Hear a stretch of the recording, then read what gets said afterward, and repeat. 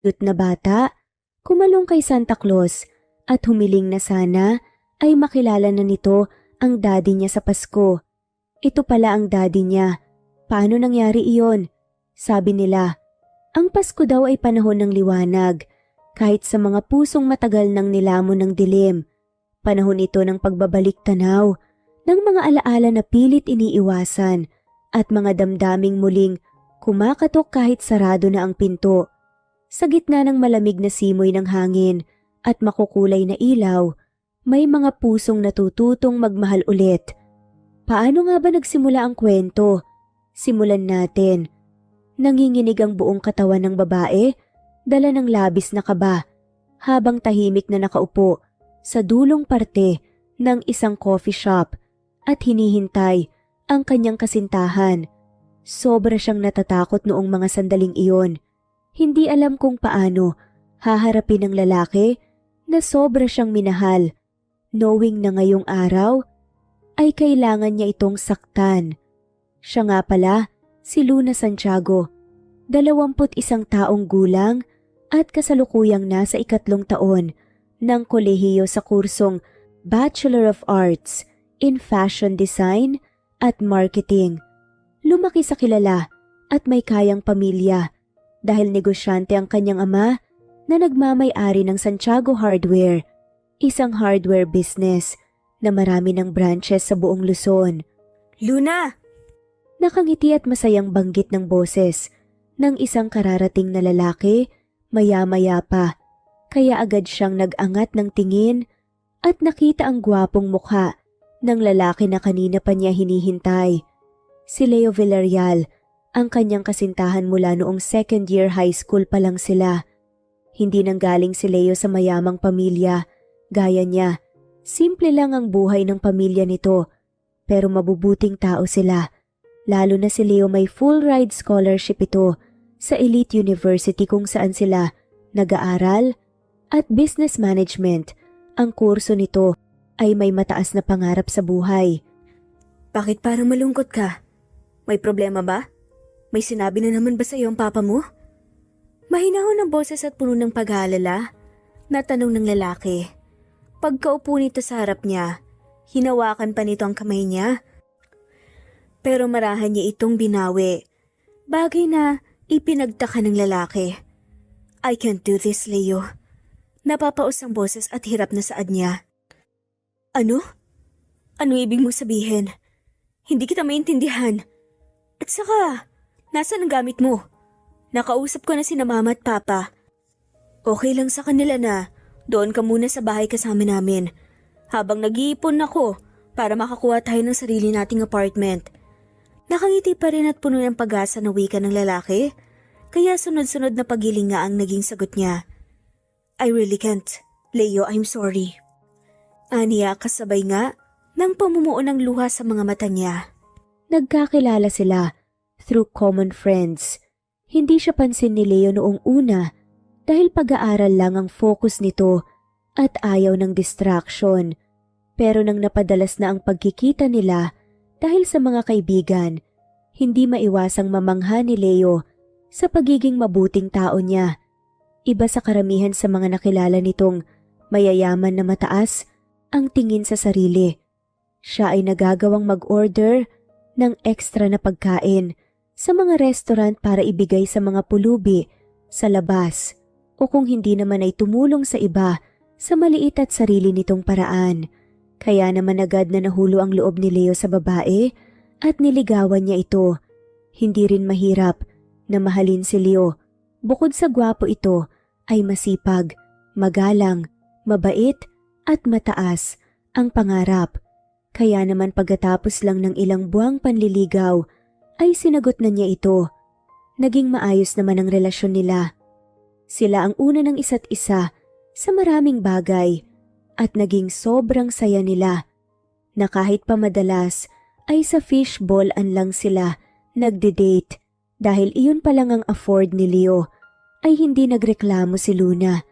Bagkus ay mas napamahal pa siya sa lalaki. Hindi agad sinabi ni Luna ang magulang ang relasyon nila kasi ay kilala niya ang papa niya. Pero ipinakilala agad ni Leo si Luna sa pamilya nito at buong puso siyang tinanggap at minahal ng mga ito na parang totoong pamilya siya. Ano bang sinasabi mo? Hindi talaga kita maintindihan. Wika ng lalaki kahit bang totoo ay tila may ideya na nga siya sa mangyayari at nakakaramdam na ng takot.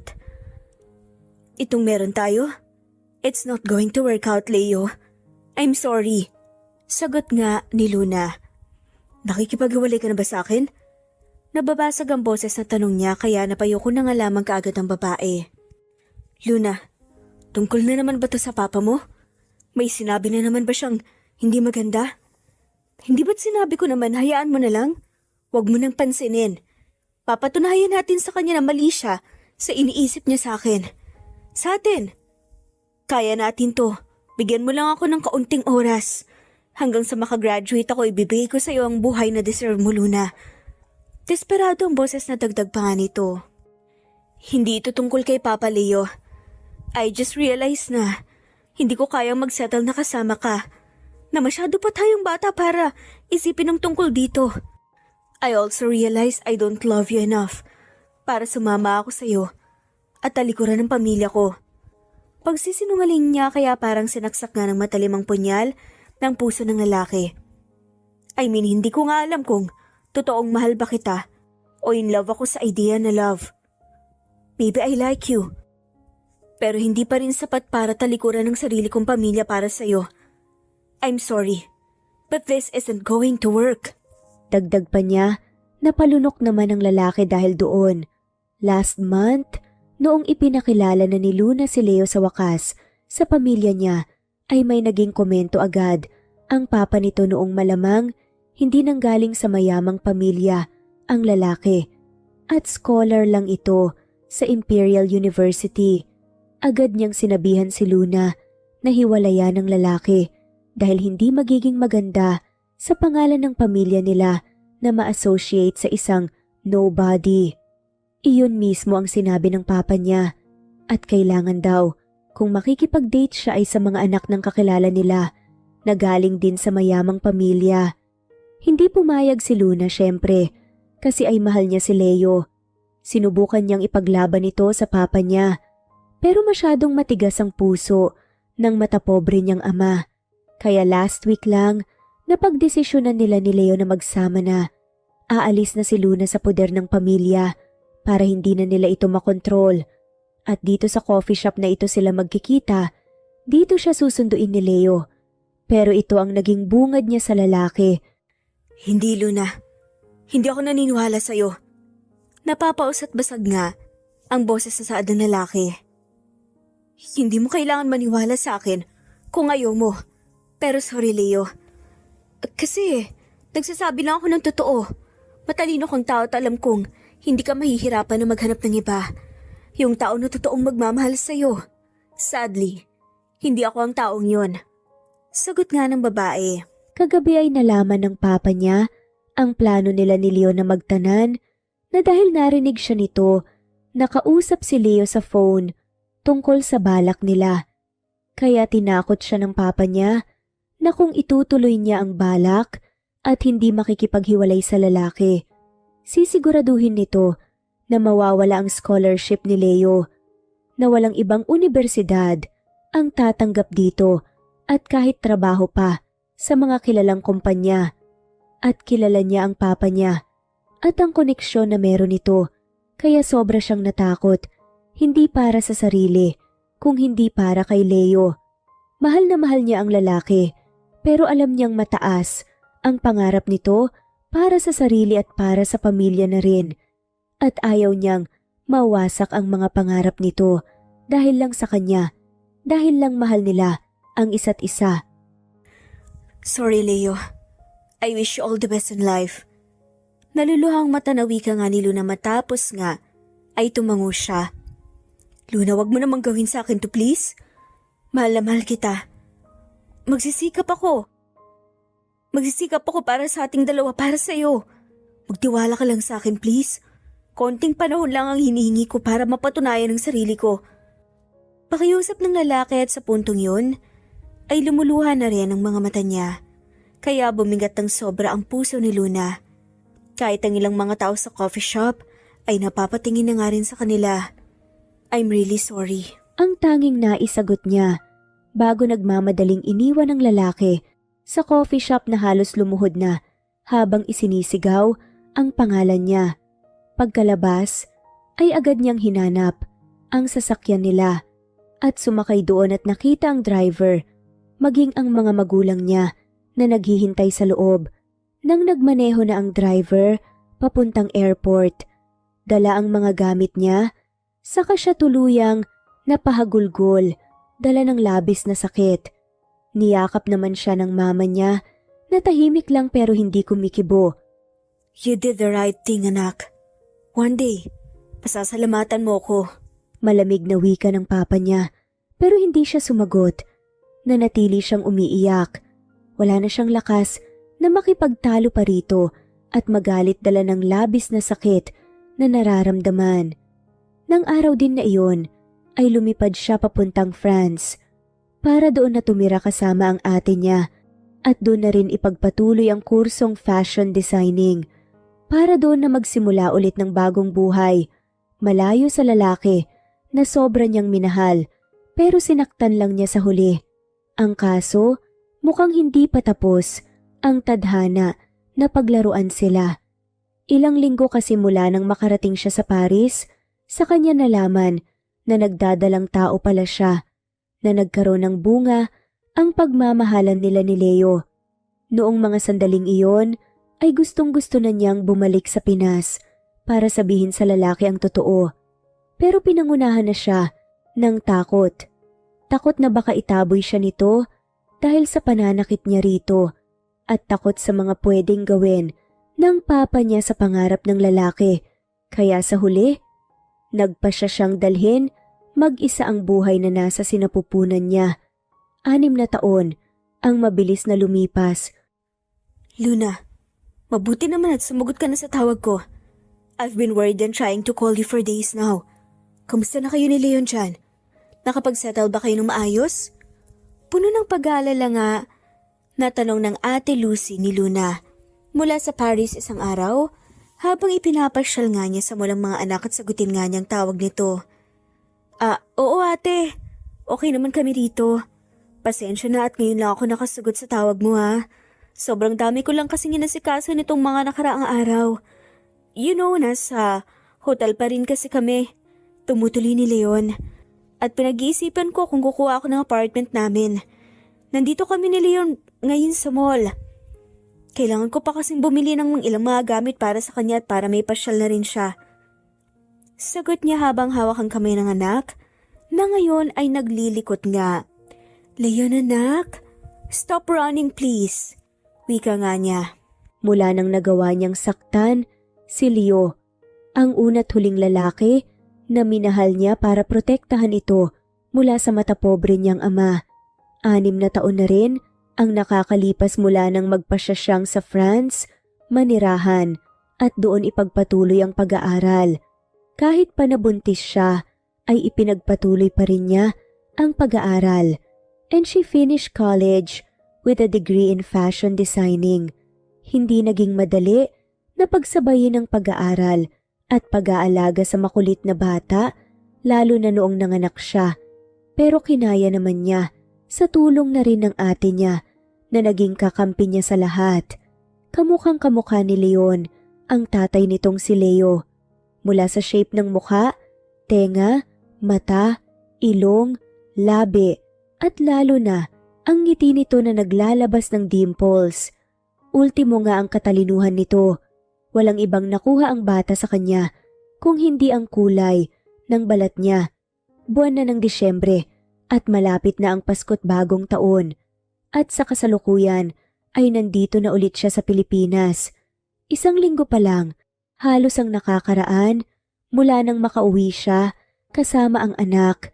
Hindi niya sinabi sa pamilya ang pag-uwi kasi ay natatakot siyang ipaalam sa mga ito ang rason niya. Natawagan mo na ba si mama at papa? Nasabi mo na ba sa kanilang nakauwi ka na? Tanong nga ng ate niya. Hindi pa ate. Kailan mo balak sabihin sa kanila? I mean, mas mabuti nang sa'yo mismo nila malaman na umuwi ka kaysa naman malaman pa nila sa iba. O baka magulat sila na makita ka nalang bigla dyan. Kilala mo naman ang mga magulang natin, lalo na si Papa. May halong pag-aalala na wika nga ng ate niya. Yun nga kilala natin si Papa. At sa tingin mo ba matutuwa siya kapag nalaman niya ang rason kung bakit ako umuwi? Tugon nga niya. Ano nga ba ang rason? Well, mula nang matutong magsalita, ang anak niyang si Leon na ngayon ay 5 taong gulang pa lang, ay madalas na siya nitong tanungin kung sino at nasaan daw ang daddy nito. Noong una ay hindi niya alam ang isasagot, pero sa huli, sinasabi niya sa bata na nagtatrabaho ito sa malayo at kapag naging mabait siyang bata at masunurin ay makikilala na niya ito. Akala niya doon na iyon matatapos kasi ay bata pa naman ito, pero nakita niya ang effort ni Leon na maging mabuting bata nitong mga nakaraang taon. Kaya noong nag-wish ito sa kanya na sana sa Pasko ay makasama na nito ang papa niya, parang nanikip ang dibdib niya sa awa sa bata. Kaya rin napagpasyahan niyang umuwi nga dito sa Pinas para hanapin si Leo. May balita ka na ba tungkol sa daddy ni Leon? Kuryosong tanong nga ng ate niya, kaya marahan siyang umiling kahit pa hindi naman ito nakikita. Wala pa ate. Nung nandyan pa kami, sinusubukan ko na siyang hanapin sa social media, pero wala akong mahanap na account niya. Sagot nga niya, basta balitaan mo ako kaagad sa mangyayari ha? Good luck Luna. Wika nito. Salamat ate. Sagot nga niya. Siya, ibababa ko na rin to. Tawagan mo ako kaagad kapag may kailangan kayo ni Leon. Ikis mo ako sa bata. Miss na miss ko na kayo. Wika nga ng ate niya. Miss ka na rin namin ate. Salamat po at mag-ingat kayo dyan ha. Sagot nito bago ibinaba na ang tawag. Nang hinanap ng mata niya si Leon, ay agad siyang nakaramdam ng kaba nang mapansing hindi na pala niya hawak ang kamay nito. Wala rin ang bata sa tabi niya, kaya naman agad niyang iginala ang paningin sa paligid. Pero ilang saglit lang, para siyang nakahinga ng maluwag nang makita si Leon sa hindi kalayuan. Nakakalong ito sa isang lalaki na may suot na costume na Santa Claus. Habang nakaupo sa silyang nilagyan ng disenyong pampasko at mga regalo sa ibaba. Hindi naman siya nagdalawang isip na maglakad palapit para makuha na ang bata at mapagsabihan ito. Pero nang malapit na siya, ay bahagya siyang natigilan nang marinig ang sinabi ng anak. Santa, wish ko po na sana makilala at makasama ko na po si Daddy this coming Christmas. Kahit wala na pong ibang gift, kahit si Daddy lang po ang magiging super happy na po ako, Santa. Hindi naman po ako naging naughty eh. Always good boy naman po ako at nakikinig po lagi kay Mommy. Malambing na wika ni Leon. Oo, kahit pa sa France lumaki ang bata, ay Taglish kung kausapin niya ito o pinaghalong Tagalog at English. Alam naman kasi niya na darating ang araw na uuwi at uuwi sila rito at ayaw niyang ma-culture shock ang bata o mahirapang mag-adjust. Leon anak, hindi ba't sinabi ko na huwag kang maglilikot? Bakit pa basta ka nalang umalis ha? Pinag-alala mo si Mommy. Wika niya nang makakuha nga ng lakas ng loob. Tapos naglakad nga siya palapit para makuha na ang bata. Pasensya na po kayo. Paghingi nga nito ng paumanhin sa taong naka-costume na Santa Claus. Hindi tinitigan ang mukha nito. Sorry po, Mommy. Malambing na sagot naman ng bata bago bumaba sa kandungan ni na Santa. Santa, si Daddy na lang po ang gift niya po sa akin ha. Nakangiting bulong pa nga nito na tila puno ng pag-asa. Nang hawak na ni Luna ang kamay ng bata, ay akmang tatalikod na sana siya para makaalis na sila, pero agad na natigilan nang maramdamang may marahang humigit sa braso niya.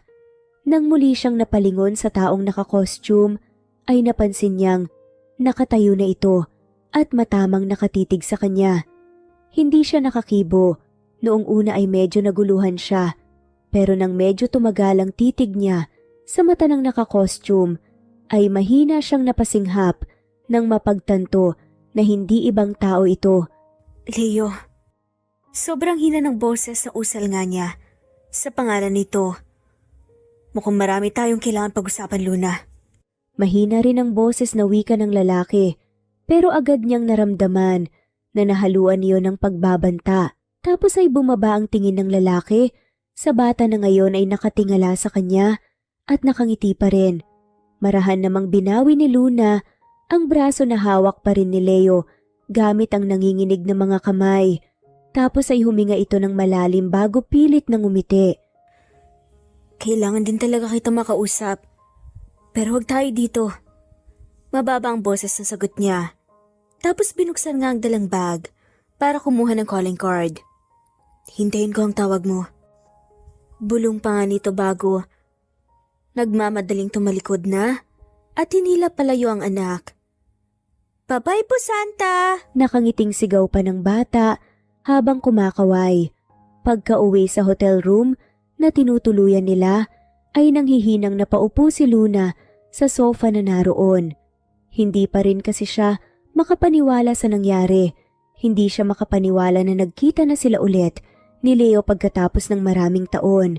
Bahagya pa nga siyang napalingon sa anak na si Leon na ngayon ay nakatingin sa kanya na may halong pagtataka. Mommy, are you okay po? Tanong nga nito at pilit naman siyang umiti bago marahang tumango. Okay lang si Mommy, anak. Baka napagod lang ako. Sagot nga niya. Sad po ba kayo kasi basta na lang po akong umalis kanina? Sorry, Mommy, hindi ko na po ulitin. Basta wag na po kayong sad. Wika nga ng bata. Hindi anak, hindi sad si Mommy. Pero tama ka, wag mo nang ulitin yun ha. Aniya kaya matamis? Nangumiti nga ang bata bago tumango at yumakap sa kanya. Akmang may sasabihin pa sana siya, pero hindi na niya nagawa pa ng mag-ring bigla ang cellphone niya. Nang kinuha niya iyon at tinignan ay agad siyang nakaramdam ng kaba nang mapansing hindi nakaregister ang number. Pero kahit na kinakabahan ay sinagot pa rin niya iyon. Akmang may sasabihin pa sana siya, pero hindi na nga niya nagawa pa nang mag-ring bigla ang cellphone niya. Nang kinuha niya yon at tinignan nga kaagad siyang nakaramdam ng kaba nang mapansing hindi nakaregister ang number. Pero kahit na kinakabahan ay sinagot pa rin niya yon. Hello? Mahinang boses na bati niya. Hindi agad sumagot ang nasa kabilang linya kaya huminga siya ng malalim bago nagsalita ulit. Sino po sila? We need to talk right now. Saan kita pupuntahan? Baritonong sagot. Nang nasa kabilang linya at matagal man niya itong hindi nakita, ay kilalang kilala pa rin niya ang boses. Si Leon ang tumawag. Bakas sa boses nito ang labis na professionalism at hindi rin nawawala ang otoridad. Kaya naman mas lalong kinabahan si Luna. Isasend ko sa iyo ang address. Mag-text ka na lang kapag nandito ka na. Sagot niya tapos ay binaba nga ang tawag. Pagkatapos nun, nagtipa siya ng mensahe para kay Leo gamit ang nanginginig nga ng mga daliri. Sinend niya rito ang address ng hotel. Tapos saka nga niya tinignan ng anak na nakatingin pa rin sa kanya. Mommy, can I watch cartoon po sa TV? Tanong nga nito kaya marahan siyang tumango. Go ahead anak. Agad namang kinuha ng batang remote tapos binuksan ng TV. Anak, mamaya may kakausapin si Mommy sa baba. Iiwan kita saglit dito ah. Promise mo na, hindi ka lalabas at hihintayin mo lang ako rito. Babalik din ako agad, okay? Ani nga nito saglit namang tumingin sa kanya, ang bata bago nakangiting tumango. Can I also eat chips, Mommy? Tanong nito, kaya tumango na lang ulit siya. Dali-dali namang tumakbo ang bata, papunta sa munting kusina ng hotel room, tapos ay kumuha ng stock nilang chips bago bumalik sa sofa at umupo doon para manood habang kumakain. Gaya ng sinabi niya ay mabuting bata ito. Hindi ito spoiled. Kapag may gusto itong gawin o kainin ay laging nagpapaalam. Kapag tumanggi siya ay ngunguso lang ang bata at tatango at hindi magtatantrums. Hindi gaya ng karamihan sa mga bata ngayon. Pero hindi naman matanggihan ni Luna ang bata. Ganun pa man ay hindi pa rin naman niya ito inispoiled. Kumbaga, lahat ay may limitasyon at alam din iyon ng bata. Maya-maya pa ay nag-vibrate ang cellphone ni Luna. Kaya naman agad niyang tiningnan ang nakita ang mensahe ni Leo na nagsasabing nasa lobby na daw ito. Anak, bababa lang saglit si mommy Dito ka lang. Anya, kaya nakangiting tumango ang bata na hindi inaalis ang tingin sa TV. Huminga naman ng malalim si Luna bago nagpa siyang humakbang palabas ng hotel room. Nang malapit na siya sa lobby, ay napalunok na naman siya nang makitang nakatayo doon si Leo. Nakakulay white na polo short ito na nakatuck in sa suot na slacks. Tapos ay top-sided ang sapatos nito at may suot ding shades na para itong isang artista. Sobrang simple ng suot kung tutuusin, pero sobrang gwapo tignan, lalo na't hapit sa suot nito ang magandang hulma ng kanyang katawan. Leo. Mahina ang boses na pagtawag niya maya-maya pa, kaya napalingon sa kanya ang lalaki. Dito tayo. Pag-anyaya pa niya rito at iginiya niya ito papunta sa dulo ng lobby kung saan ang waiting area at may mga sofa na mauupuan. Pagkaupo nila ay walang agad na nagsalita. Pero ramdam na ramdam pa rin ni Luna ang malakas na kabog ng dibdib lalo pat matamang nakatitig sa kanya ang lalaki na para bang inaaral nito ang hitsura niya. Kumusta? You look great. Puno ng kaba na panimula nga niya at pilit pang ngumiti para sana pagaanin ng sitwasyon pero tinaasan lang siya ng kilay ng lalaki. Dumiretso na lang po tayo sa rason kung bakit kailangan nating mag-usap, Luna. We don't need to act friendly towards each other. Seryosang sagot pa nga nito kaya parang medyo nakaramdam siya ng pagkapahiya. So anak ko ba siya? Diretsahang tanong pa nga nito, kaya mahina siyang napasinghap. Ha? Gulat na tanong pa niya. Ang sabi mo kanina kailangan mo ring makausap. So I just figured na kaya gusto mo ako makausap ay dahil sa kanya. Tama ba? Kasi kung hindi, wala akong nakikitang ibang rason para gustuhin mong makausap at makaharap pa ako. Malamig na wika nga nito. Muli siyang napalunok bago marahang tumango. Damn it. Narinig nga niyang giit nga ng lalaki. Nang napatingin siya, sa mukha nito ay nakita niya ang pinaghalong sakit at galit sa ekspresyon nito. Hindi pa ba sapatang pananakit mo sa akin noon at nagawa mo pang ipagkait sa akin ang anak ko? For years, nabuhay ako na walang ideya na may anak pala akong lumalaki. Nawala ako sa tabi niya.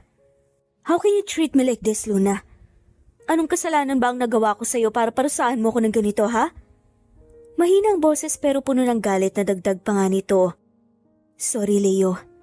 Napapaus ang boses na sagot niya. Sorry? Yan na lang ba ang lagi kong maririnig mula sa'yo, ha? Sa tingin mo ba, may mababago ang sorry mo, ha? Sa tingin mo ba mapapawi ng simpleng soring pananakit mo sa akin nun?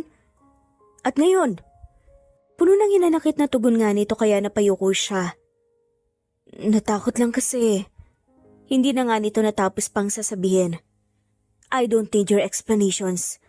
I don't think I even want them right now. Gusto ko siyang makilala. Dagdag nga ni Leo. Pwede tayong mag-set ng date. I mean, schedule para magkaharap kayo. Makaharap mo siya. Sa ngayon kung gusto mo munang sumailalim sa paternity test. Hindi na ulit nito natapos pang sasabihin. I want to meet him right now, Luna. Hindi mamaya at mas lalong hindi bukas dahil masyado ng maraming oras ang nasayang para sa aming dalawa. Gusto ko na ngayon na. Siguro naman, sapat na ang maraming taon na naging makasarili ka. At ipinagkait sa amin na makilala at makasamang isa't isa, hindi ba? Maanghang na pagputol nito sa sasabihin niya, kaya parang nakaramdam na naman siya ng hiya at wala sa sariling tumango na lang. Hindi na siya nagsalita, tumayo na lang siya at nagsimulang maglakad papunta sa elevator at sumunod naman sa kanya si Leo. Nang magsara ang elevator at silang dalawa lang ang tao doon, hindi maiwasang isipin ni Luna kung paano sisimulang kausapin ang anak nila dahil sobrang biglaan nitong nangyari. Hanggang sa hindi niya namalayan na nakarating na sila sa palapag kung nasaan ang kwarto nila. Nauna siyang humakbang palabas doon at sumunod pa rin sa kanya si Leo hanggang sa ilang sandali pa ay nakarating na sila sa harap ng pinto ng hotel room. Agad namang hinawakan ni Luna at saradura at bago niya pinihit iyon ay tinignan niya si Leo. For what it's worth, kaya kami nandito ay dahil gusto ko niyong makilala. Alam kong alam mo na yan dahil sa wish niya kanina. Alam kong galit ka sa akin. Pero alam ko na hindi mo idadamay sa galit mo ang bata. May kaunting luha nga. Ang mata nga na wika niya. Kaya nagtiim ng baga nga ang lalaki. Hindi ako ganong klase ng tao, Luna. Hindi ako mananakit ng iba dahil lang galit at nasaktan ako. At mas lalong hindi ko magagawang saktan ng anak ko. Malamig na sagot nito. Pilit namang umiti si Luna bago tumangot binuksan na nga ng tuluyan ang pinto. Nadat na naman nila ang batang si Leon na ngayon ay kumakain nga ng chips at humahalakak nga sa pinapanood nitong cartoon. Leon anak, mababang boses sa pagtawag nga niya sa pangalan nito kaya tumingin sa kanya ang bata. Yes po, Mommy. Nakangiti at magalang na tugon nga nito. Pwede ka ba naming makausap saglit? Mahinahong sad niya bago umupo nga sa sofa. Sumunod naman papasok sa kanya si Leo at isinara ang pinto. Saka lang siya napansin ng bata na ngayon ay kumunot ang noo habang nakatitig sa kanya. Wait a minute! Kayo po si Santa Claus sa mall kanina, di ba? Same po kayo ng ice eh. Malawak nga ang ngiting wika ng bata.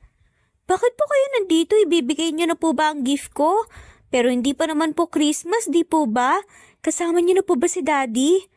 Nakangusong tanong pa nga ng bata. Anak, ano kasi? Naalala mo ba ang reason kung bakit nandito tayo ngayon? Puno nga ng kaba. Napanimula niya. Opo, para hanapin po si Daddy. Nandito na siya anak at gusto kanyang makilala. Naluluha ang mata ng wika niya. Kaya mabilis na tinignan nga ni Leon ang lalaki. Ano po? Kayo po ang daddy ko? Mahina ang boses na tanong pa nga nito. Napakagat naman sa ibabang labi si Leo bago humakbang palapit at umupo sa sofa habang ang titig ay hindi nilulubayan ang mukha ng bata na ngayon lang niya nakita pero parang kilalang kilala na niya. Hindi lang dahil kamukhang kamukha niya ito, kung hindi dahil na rin naramdam niya ang tinatawag nilang lukso ng dugo. I think I am. Napapaus ang boses ng sagot niya. Bigla nang napahagulgol nga ang bata at laking gulat niya nang bigla itong tumalon papunta sa kanya at yumakap ng mahigpit. Daddy, bakit ngayon lang po kayo? Ayaw niyo po ba sa akin? Ang tagal ko pong hinintay na babalik po kayo eh. Huwag na po kayong alis, please. Huwag niyo na po kaming iwan ni Mommy. Goodbye naman po ako eh. Umiiyak na sad pa nga nito. Bahagyang nakaramdam ng paninikip sa dibdib si Leo dahil sa narinig. Halo-halong emosyon ang nararamdaman niya. Awa sa bata. Galit dahil ngayon lang sila nagkakilala. Pero nahahaluan naman ng init sa puso dahil yakap siya nito ngayon. Anak, walang kasalanan ng daddy mo. Ako ang may kasalanan. Kung bakit ngayon lang kayo nagkita. Masyado ka pang bata para maintindihan pero sorry anak ha. Sana mapatawad mo si Mommy. Lumuluha ang mga mata na saad pa nga ni Luna. Hindi na ako alis. Hindi na kita iiwan. Hindi na ako papayag na ilayo ka pa ng kahit na sino sa akin. Mahina pero puno ng diin na bulong naman ni Leo sa bata. At habang sinasabi niya iyon, ay kay Luna siya nakatingin. Hindi alam ni Leo kung gaano siya katagal na yakap ni Leon habang umiiyak ito. Pero maging siya ay parang ayaw na ring pakawala ng bata. At nang medyo tumahan na ito, ay sa kanya ito inalis, sa kandungan niya, para harapin, kausapin, at mas kilalanin pa ito. Sa mga sumunod na araw, walang ibang ginawa si Leo kung hindi ang bumawi sa bata. Umaga pa lang, ay pinupuntahan na niya ito para makabanding, ipinapasyal niya ito sa kung saan-saan. binibilhan ng kung ano-ano. At syempre, sa bawat pagkakataong iyon ay kasama rin si Luna. Ganun pa man, ay hindi na sila nakapag-usap pa ulit tungkol sa mga nangyari sa kanilang dalawa, na para bang kung hindi lang dahil sa anak nila, ay wala na silang ibang dapat pang maging koneksyon. Kaya rin naman ramdam na ramdam ang ilang attention sa pagitan nila. Daddy, saan po ang house nyo? Pwede po bang isama nyo po ako sa house nyo minsan? At saka daddy, may parents po ba kayo? May lolo at lola po kasi ako pero lagi po silang busy eh. Hindi nga po nila laging pinupuntahan si mommy. Wika ng bata isang gabi habang katabi ang ama nitong nakahiga sa kama ng hotel room. Medyo late na kasi iyon pero ayaw pang matulog ni Leon dahil hindi pa daw ito inaantok at ayaw din nitong paalisin muna ang ama niya. Kaya naman napagpasyahan na si Leo na ang magpapatulog sa bata at kapag nahihimbing na ito ay saka siya alis. Oo anak, may bahay si daddy at bahay mo na rin yun. Pwede tayong magpunta doon kahit kailan mo gusto. At may parents pa si daddy, ang lola Lenny mo at ang lolo Ruben mo. Hindi ko pa nasasabi sa kanila ang tungkol sa'yo pero mababait sila at sigurado na matutuwa sila kapag nakilala ka na nila. Nakangiti at mahinahon ng boses na sagot niya. Talaga po? I also want to meet them po, Daddy. Kailan ko po sila makikilala? Excited na po ako eh. Masayang wika nga ng bata kaya saglit na napalingon nga si Leo kay Luna. Na ngayon ay nakaupo sa sofa at tahimik nga silang pinakikinggan. Depende kung kailan papayag ang mami mo anak. Sagot nga ni Leo. Kahit pa kasi hindi pa rin sila okay ay nilerespeto pa rin niya ang boundaries at desisyon nga ni Luna. Mommy, kailan po kayo papayag? Nakangusong tanong naman ni Leon sa ina kaya pilit na ngumiti si Luna. Sa tingin ko kailangan muna naming pag-usapan ng daddy mang tungkol dyan anak para makapag-ready din tayong lahat. Okay po mommy, good night po, I love you both. Malambing na dagdag pa nga nito. I love you. Sabay na natigilan sina Luna at Leo at nagkatinginan pa nang sabay ding sabihin iyon. Napahagigik naman ang makulit na bata na tila natuwa sa kanila. Tapos ay ipinikit na nito ang mata. Halata na pagod ito dahil sa maghapong pagpasyal sa mall at paglalaro kasama ang ama. Pero pinipigilan lang ang antok dahil gusto pang makausap ang ama. Kaya hindi rin nakakapagtaka na ilang minuto lang ay nakatulog na ito agad.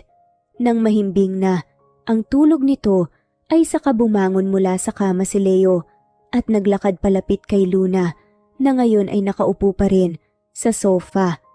May kailangan tayong pag-usapan. Panimula ng lalaki. Gusto ko makilala ng mga magulang ko. Si Leon sa 24 at doon mag-celebrate ng Noche Buena kasama sila. Wika nito kaya marahang tumango si Luna. Kung yun ang gusto mo, sagot naman niya. Alam niya na malaki ang kasalanan niya kay Leo. Kahit pa sabihin na sinubukan lang niya itong protektahan sa ama niya noon. Pero hindi lang naman ito tungkol doon. Tungkol din sa hindi niya pagsasabi agad sa lalaki na nagkaanak nga sila. Kaya naman kung ano ang desisyon ni Leon ay pumapayag na lang siya. Leo, salamat ah. Salamat kasi pinapasaya mo si Leon. Alam ko na malaking adjustment ito sa'yo. Lalo na't matagal kang nabuhay na iniisip na wala kang anak. Tapos all of a sudden heto ako. Dala ang balita na babago sa buhay mo pero kahit ganun. Kahit na bago sa'yo to, nagagawa mo pa rin maging mabuting ama at mapasaya siya. Kaya salamat. Mahabang saad nga nito. I'm just doing what I should have doing from the start. Seryosong sagot ng lalaki. Aalis na ako.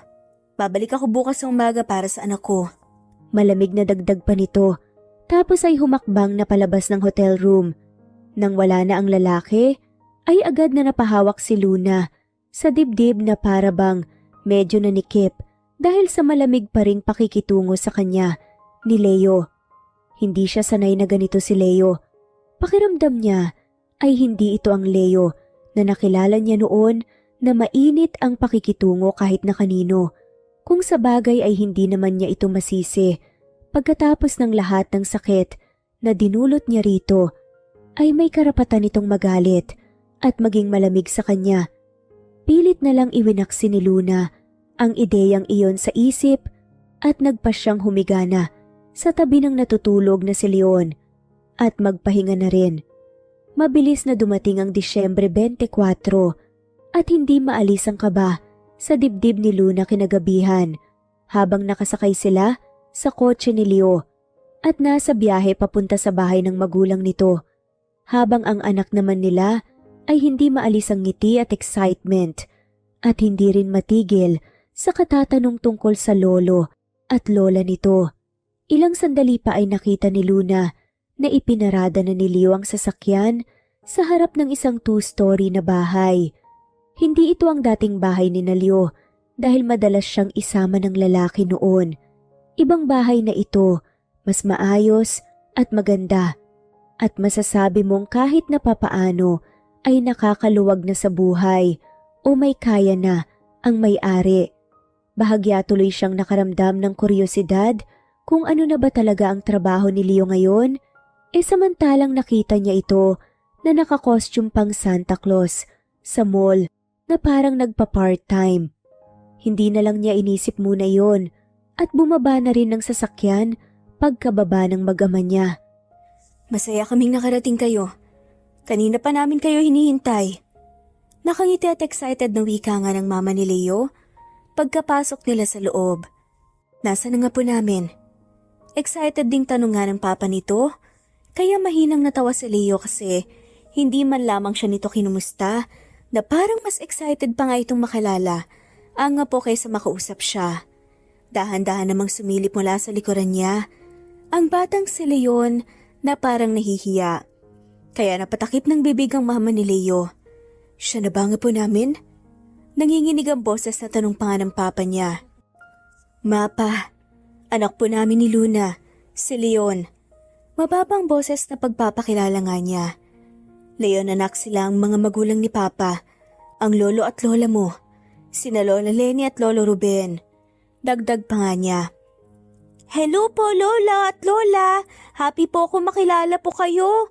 Nakangiti at kumakaway pa nga na wika ng bata, kahit pa medyo nahihiya nga ito. Masayang masaya rin kami po na makilala ka. Naluluha ang mata pero masayang sagot naman ng mama ni Leo bago naglahad ng braso. Tila nakuha naman ng bata ang nais nga nitong mangyari kasi mabilis nga itong tumakbo palapit at yumakap sa dalawa. Luna iha. Nakangiti at mababa ang boses na bati sa kanya ng mama ni Leon. Pagkatapos ay niyakap nga din siya nito para bang wala nga siyang nagawang malaking kasalanan sa kanila. Masaya akong makita ka ulit. Bulong pa nga nito. Masaya rin po ako, Merry Christmas po. Sagot niya. Maligayang Pasko, iha.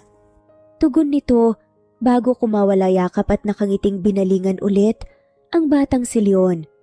Naging emosyonal ang mga naunang minutong naroon sila para sa mga magulang ni Leo, gaya rin ng kung paano siya naging emosyonal noong mga naunang linggo buhat nang makilala niya ang anak niya. Si Luna naman ay nanatiling tahimik, nahihiya na muling makaharap ang mga magulang ni Leo pagkatapos ng pananakit niya sa lalaki noon at pagtatago sa lahat ng tungkol sa bata. Gayong walang ibang ginawa ang mga ito noon kung hindi ang tanggapin siya sa pamilya at ituring na parang isa sa kanila. Ang mabuti pa kumain na muna tayo. Marami kaming inihandang pagkain para sa espesyal na gabing to. Nakangiting saad nga ng mama ni Leo tapos ay tumingin nga sa apo nito na ngayon ay kalong nga ng kanyang asawa. At marami rin kaming inihandang regalo ng lolo mo para sa iyo, apo. Dagdag pa nga nito. Yay! Thank you po, lolo at lola! Masayang sagot nga ng bata. Tipid namang napangiti si Luna dahil sa narinig. Gaya dati, mainit pa ring tumanggap ng tao ang mga ito, bagay na hindi ata naramdaman ng anak niya sa sarili niyang mga magulang dahil din bihira silang pasyalan ng mga ito noong nasa France pa sila. Nang nasa hapag na sila at kumakain, ay tahimik pa rin si Luna na pinakikinggang mag-usap si Leo at ang mga magulang nito. Pero mas madalas kung kausapin ng mga ito ang batang si Leon. 8:00 na ata ng gabi iyon nang matapos silang kumain, kaya naman nagpasya silang bumalik sa sala at doon magpahinga habang nagkukwentuhan. Iha, maaari ba kitang makausap saglit? Mahinahon ang boses na wika ng mama ni Leo. Maya-maya kaya bahagyang napasulyap nga sa kanilang dalawang lalaki. Opo, sagot niya. Saglit niyang tinignan ang anak na busy pa rin sa pakikipaglaro sa Lolo Ruben nga nito at pagdadaldal nga ng kung ano-ano. Bago siya sumunod sa mama ni Leo, papunta sa terasa. Gusto ko muna sana ulit humingi ng sorry kung hindi ko sinabi kaagad sa inyo ang tungkol kay Leon. Mababa ang boses na panimula nga niya. Hindi ako magkukunwari na okay lang sa amin ang nangyari, Iha. Kasi ang totoo, nagulat kami at nasaktan para kay Leo. Lalo na nakita namin kung gaano siya nasaktan at sobrang naapektuhan nung magkahiwalay kayo. Nakamuntikan pang nawala ang scholarship niya sa kanya. Saad ng ginang kaya, mahinang napasinghap nga si Luna. Pero nung nakilala kita, alam ko na mabuti kang bata at alam kong may malalim kang rason kung bakit nagawa mo to. Dagdag pa nga nito. Hindi agad na nakasagot si Luna, pero maya-maya pa ay huminga siya ng malalim bago nagpasyang aminin dito ang rason niya tungkol sa pagpapakilala niya kay Leo noon sa pamilya niya, ang pagtutol ng papa niya sa relasyon nila, ang pamba-blackmail nito na gagamit ng koneksyon para matanggal sa scholarship si Leo at hindi na rin tanggapin ng iba pang universidad. Ang mama naman ni Leo ay nanatiling tahimik. Pinakikinggan siya na walang halong panghuhusga. Nasabi mo na ba kay Leo ang tungkol dito? Mahinahong tanong nga nito pagkatapos niyang magsalita. Kaya maraan siyang umiling. Hindi pa po kami nakakapag-usap ng maayos Unless tungkol po kay Leo ang pag-uusapan namin. At naiintindihan ko naman po ang pinanggalingan ng galit niya. Alam ko na wala akong karapatang manghimasok sa inyong dalawa. Pero karapatan ni Leo na malaman ang totoo. At karapatan mo ring makapagpaliwanag kahit ano pang nangyari noon na hindi maganda sa pagitan niyo. Kailangan niyong magkasundo para sa bata.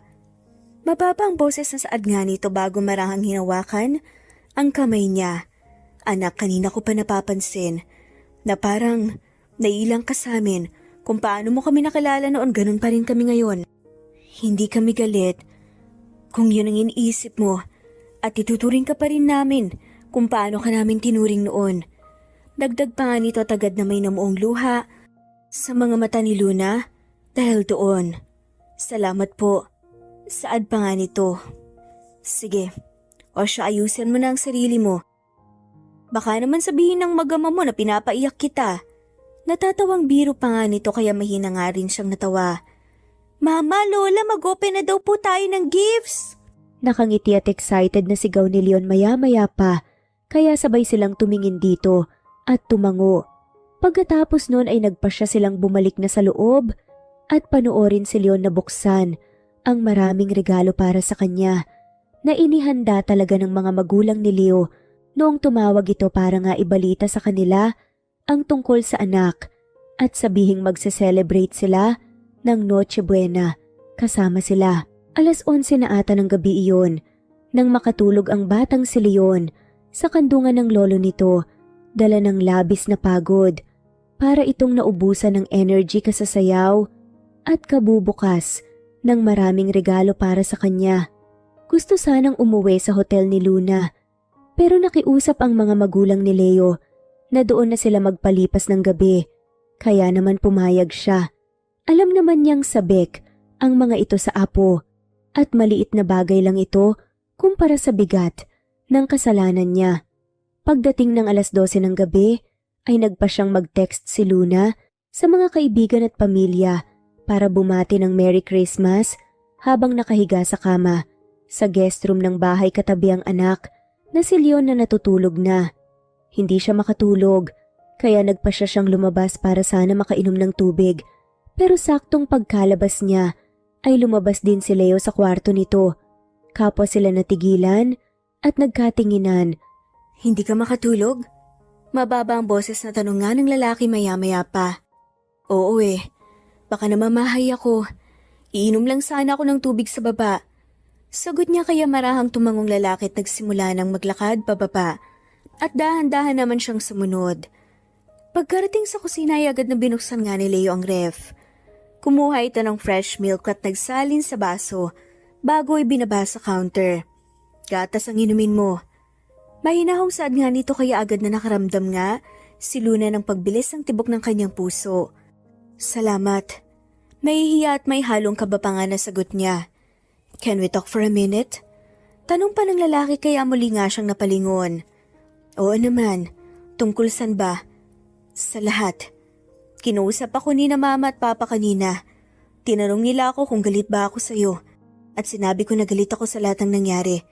They asked me to talk to you. Pakinggan ko daw ang paliwanag mo. Magustuhan ko man o hindi ang maririnig ko. Isang hakbang na rin daw yan para sa closure. Lalo na't kailangan nating magkasundo ngayon para sa ikabubuti ni Leon. Kasi hindi na lang tayong dalawa ang involved dito. Ang bata na rin. And I realized that they are right. Paliwanag pa nga nito kaya marahan nga siyang tumango. Sa totoo lang nung una pa lang, gusto na talaga kitang makausap tungkol sa mga nangyari. Nahihiya at natatakot lang akong lumapit sa iyo kasi alam kong umiiwas ka at galit pa rin sa akin. At naiintindihan ko naman kung bakit. Sagot nga niya. Doon tayo sa sala. Mahinahong saad nga ni Leo bago naglakad papunta sa sala. Sumunod naman sa kanya kaagad si Luna, dalang isang baso ng gatas. First, gusto kong malaman kung bakit hindi mo kaagad sinabi sa akin na may anak pala tayo. Panimulangan ng lalaki nang nakaupo na sila. Kasi natatakot ako. Sagot nga niya. Ayoko ng malabong sagot, Luna.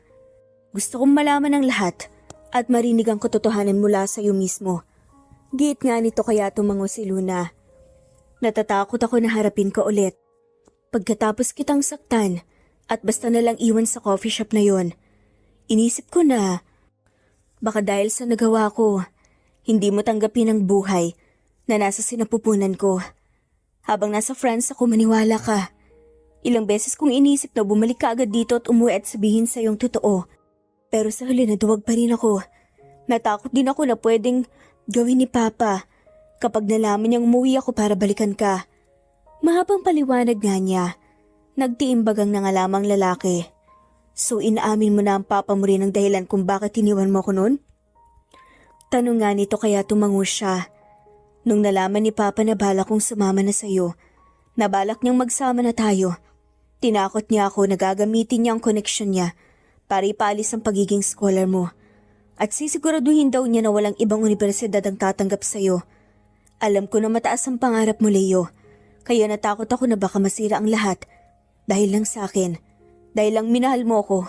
Kaya nagsinungaling ako at sinabing hindi talaga kita mahal. Kaya sinubukan kitang protektahan sa paraang alam ko. Alam ko na mali. At sorry pero masyado pa kasi akong bata nun. At nung mga panahong yun nakala ko yun ang tamang desisyon. Naluluha ang mata na sagot niya. Bahagya namang umawang ang bibig ni Leo dahil sa narinig. Dahil sa narinig, pakiramdam niya ay parang hinaplos ng kung anong mainit na bagay ang puso niya, na para bang iyong sakit at galit na matagal niyang dala sa dibdib niya ay bigla na lang naglaho. May parte sa kanya na hindi matanggap ang rason ni Luna kasi gusto niya na sana nagtiwala ito sa kanya noon na kakayanin nilang dalawa basta magkasama sila. Pero may parte rin sa kanya ang masaya sa ideya na totoong minahal siya nito noon, na nagawa siya nitong protektahan sa sarili nitong paraan. Even if it means na baka habang buhay niya itong kamuhian at habang buhay siyang magalit dito. Nagsisisi ka bang iniwan mo ako nun? Napapaus ang boses na tanong nga ni Leo, kaya marahang tumango si Luna. Walang araw na hindi ko pinagsisihan ng mga nagawa ko, Leo. Walang araw na hindi kita inisip. Lagi kang kasama sa mga dasal ko. Na sana kung nasan ka man, ay maayos ka lang. Na sana makahanap ka ng bagong rason at inspirasyon para maging masaya at magpatuloy na abutin ang mga pangarap mo sa buhay. Na sana dumating ang araw na magkita tayo ulit at magawa mo akong patawarin sa kabila ng lahat. Pagsasabi niya ng totoo, Hindi totoo na hindi kita minahal noon. Kasi ikaw ang pinakamagandang bagay na nangyari sa buhay ko. Umiiyak na dagdag pa nga niya. Pagkatapos ng araw na yun sa coffee shop, para akong tanga na hinahanap ka sa kung saan-saan. Ilang beses kitang sinubukang puntahan. Pero pinagtatabuyan ako paalis ng papa mo. Sobrang sakit sa akin ang mga nangyari. Nainakala kong walang nang saysay pa ang lahat. Umabot sa punto na muntik nang mawala ang scholarship ko. Pero naisip ko na bakit ko sisirain ang buhay ko para sa tao na hindi naman pala nakikita ang worth ko. So I tried my best to bounce back. Ang sabi ko sa sarili ko, kailangan ko maging successful sa buhay. Para kung sakaling magkita man tayo, may pamumukha ako sa iyo na kaya ko na. May papamukha ako na after I finished college, I worked hard for years. Dagdag dito na para namang sinasaksak ang puso ni Luna dahil sa narinig. But who was I kidding? Yun ang sinasabi ko sa sarili ko at gusto kong paniwalaan. But deep inside, alam ko na gusto kong maging successful para maging deserving ako sa iyo. Kasi kahit pa nasaktan mo ako, kahit pa iniwan mo ako, may parte pa rin sa akin ng umaasa. Nababalik ka at pwedeng maging tayo. Wika pa nga nito at gulat na napatingin nga si Luna sa mukha nga ng lalaki. At sa kanya napansing umiiyak na nga rin ito. Noong mga naunang pagkakataon na nagsisimula nang magtanong si Leon tungkol sa iyo, ilang beses kitang sinubukang hanapin sa social media. Pero wala akong mahanap na account mo. I also tried reconnecting to old friends pero wala ni isa sa kanila ang nag-reply sa akin. Wika nga niya at maya-maya pa. I don't do social media. I also kept my life private when building something for myself. Sorry, Leo. Sorry talaga. If you are really sorry, then I want you to do something for me. Wika nito at sunod-sunod na pagtango naman ang isinagot ni Luna. Kahit na ano basta mabawasan kahit konti lang ang galit mo sa akin. At sakit na dinulot ko sa'yo. I had forgiven you long before you even asked for it, Luna. Kasi ang totoo kahit pa nasaktan mo ako ng paulit-ulit, hindi ko naman talaga kayang magalit sa'yo. Saktan mo man ako ulit ngayon, masasaktan lang ako pero hindi ako magagalit. Nagalit ako sa mga nangyari. Pero hindi sa'yo. Lalo na ngayong narinig ko ang paliwanag mo. But if you really are sorry, gusto ko ring tumira na kayo ng anak natin sa bahay ko kesa nagbabayad kayo ng mahal araw-araw sa hotel. You mean dito sa bahay na to? Nakakunot ang noo pa nga na tanong nga ni Luna. May sarili akong bahay, Luna.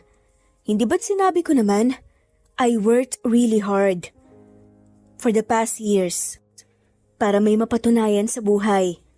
Sagot nito at napalunok naman ng laway si Luna bago marahang tumango. Kung yan ang gusto mo. Sagot nga nito. Stop saying that, Luna. Ayokong gumawa ng mga bagay dahil gusto ko lang. Especially kung involved kayo ng anak natin sa mga desisyong to. I want it to be mutual. Kung ayaw mong lumipat kayo ng bahay ko, respetuhin ko yon. Pero kung gusto mo bukas sa bukas, lilipat pa kayo. Wika nga ng lalaki. Siyempre gusto ko. Agad na sagot naman ni Luna at agad pang natahimik at nakaramdam ng hiya nang mapansin nga ang sariling boses. Na-excited. I mean gusto ko kasing mapasaya si Leon at alam kong matutuwa siya kapag nalaman niyang makakasama ka na niya lagi. Dagdag na depensa pa nga nito at nag-iwas pa nga ng tingin nang makitang multo ng ngiti sa labi nga ng lalaki. Kung ganun, bukas na bukas kukunin na natin ang mga gamit niya sa hotel. Dadalhin sa bahay. Alam ko na hindi basta-basta mawawala ang ilan sa pagitan natin pagkatapos nito but it's a good start. At sa ngayon gusto kong malaman ang lahat ng nangyari sa'yo. I mean sa inyo ng anak natin. Mula nung tumira ka sa France hanggang sa isinilang mo siya. Dagdag pa Tumango nga ng naman lalaki. siya bago nagkwento tungkol sa kursong natapos niya, ang pagiging fashion designer sa isang kumpanya doon. Lahat ay ikinuwento niya sa lalaki. Marami silang mga napag-usapan ng gabing iyon at parang magaan ang lahat kasi ay kapwa sila nakikinig sa sinasabi ng isa't isa na parang interesado talaga sila hanggang sa hindi nila namalayan na inabot na pala sila ng 3:00 ng madaling araw. I think kailangan na muna nating magpahinga. Wika nga ni Luna nang makaramdam nga ng antok. Kaya marahang tumangong lalaki at sabay nga silang naglakad papunta sa ikalawang palapag ng bahay. Masaya akong makausap ka tungkol sa maraming bagay, Luna. Saad nga ni Leo, nang nasa harap na nga sila ng pinto ng mga kwarto. Masaya rin ako, Leo. Nakangiting sagot niya, Merry Christmas. Bati nga nito, Merry Christmas too. Pagkatapos ay nakangiti nang pumasok sa guest room si Luna, kung saan mahimbing pa ring natutulog ang anak nilang si Leon. Sobrang saya at gaan ng puso niya. Inisip na siguro, totoo ang madalas na sinasabi ng karamihan, na hindi lang panahon ng pagmamahalan at pagbibigayan ng Pasko, kung hindi pagpapatawad na rin. Sa sumunod na araw, tila mas naging magaan ang sitwasyon sa pagitan ni na Luna at Leo. Hindi na gaya noong mga naunang araw at linggo na ramdam ang ilang. Ngayon kasi ay nagagawa na nilang magkwentuhan at mag-usap ng casual na parabang unti-unti na ulit nilang binubuo ang tiwala na nasira noon. Can I ask you something? Tanong ni Leon isang araw habang magkasama sila sa sala ng bahay nito. Gaya kasi ng napag-usapan nila noong Pasko ay lumipat na sila dito sa bahay ng lalaki. Hindi naman naging mahirap at hassle ang paglipat kasi ay puro mga personal na gamit lang ang meron sila at kumpleto rin ang gamit dito sa bahay ni Leo. Sobrang ang nagulat si Luna nang makita kung gaano ito kalaki at may swimming pool pa sa likod. Hindi tuloy niya maiwasan na mas makuryuso kung ano na ba talaga ang trabaho ni Leo ngayon at nahihiya naman siyang magtanong. Ano yun? Tugon nga niya. Hindi ba alam ng mga magulang mo na nandito kayo sa Pilipinas ang anak natin? Araw-araw ko kayong nakakasama ni Leon pero hindi ka kailanman nagpunta sa kanila. Hindi ka rin nila pinuntahan ni hindi kita nakita na tinawagan sila. Wika nga nito. Actually, hindi ko sinasabi sa kanila ang tungkol sa pag-uwi ko. Si ate lang nakakaalam. Lalo na ikaw nga ang rason kung bakit umuwi ako. Kasi gusto kitang hanapin. Kasi gusto kang makilala ng anak natin. Pagsasabi nga niya ng totoo kaya tumangong lalaki. At saka mula nang umalis ka ko dito, 6 na taon nang nakakaraan, parang medyo lumayo ang loob ko sa kanila. Si Papa dahil sa ginawa niya, at si Mama dahil wala itong ginawa para tulungan at protektahan ako.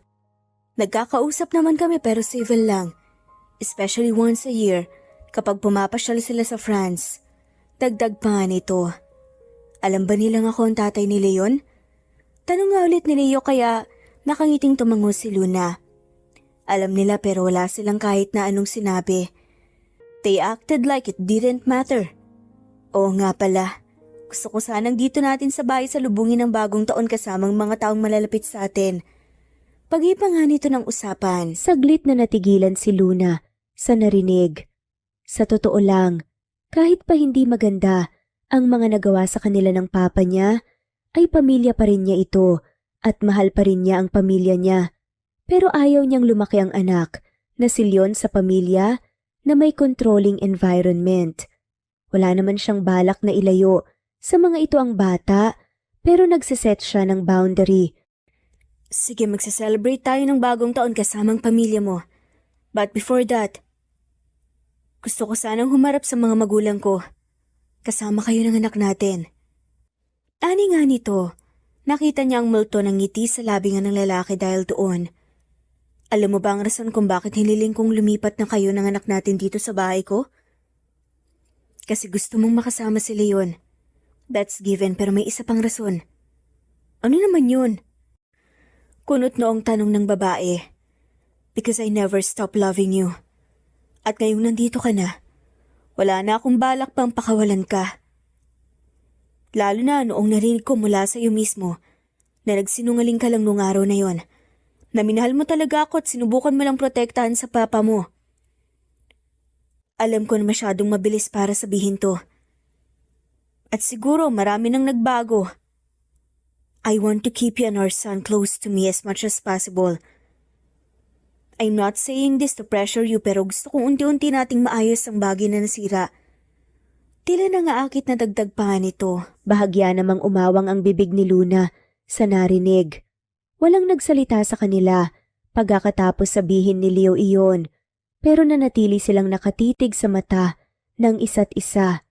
Hanggang sa hindi na napigilan pa ni Luna ang sarili kasi ay siya na ang lumapit at dinampihan ng mababaw na halik sa labi ang lalaki.